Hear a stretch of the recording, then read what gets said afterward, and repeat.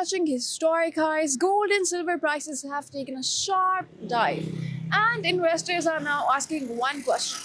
After a record rally, why are precious metal prices suddenly falling? Last Friday, gold recorded its biggest single day drop since 1983, plunging over 9%. The selling pressure didn't stop there. On Monday, gold slipped another 3.6%, trading near $46.87 per ounce, while gold futures fell to around 47.08 per ounce, according to Reuters. Silver witnessed an even steeper fall. Prices crashed 27% on Friday and dropped another 6.7% on Monday, bringing silver close to $79 per ounce. So, what triggered this sudden crash? Analysts point to two major reasons. First, the CME Group's decision to raise margin requirements for precious metals. Margin requirements are the cash traders must deposit to keep their future positions open.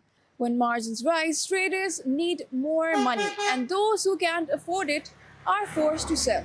The CME Group raised margins for gold from 6 to 8% and for silver from 11 to 15%.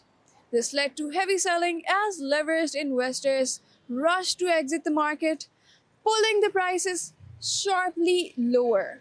Second, Donald Trump's nomination of Kevin Warsh as the new chair of the US Federal Reserve. Warsh is seen as a policymaker who supports a strong dollar, focuses on inflation control, and is cautious about aggressive interest rate cuts, factors that usually weigh on gold prices.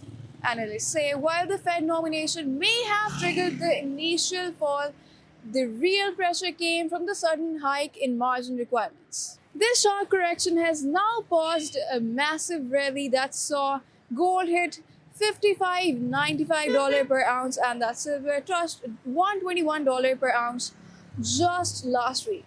For now, markets remain volatile as investors reassess risks, liquidity tightens, and the era of easy gains in precious metals appear to be on hold.